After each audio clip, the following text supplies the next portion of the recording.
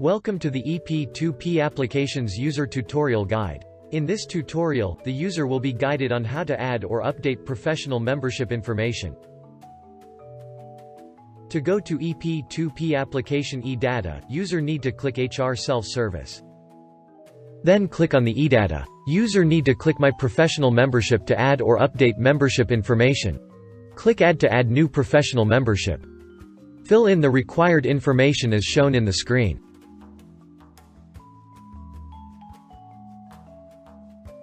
Once done, click Next and following screen will be displayed. Click Next button to proceed. Click Finish if user want to submit the application. Click Update to update professional membership. Select Professional Membership and click Next. Fill in the information that need to be updated. Once done, click Next and following screen will be displayed. Once done, click Next and click Finish to submit. A notification will appear once the application is successfully submitted. The request will then be forwarded to the superior for recommendation.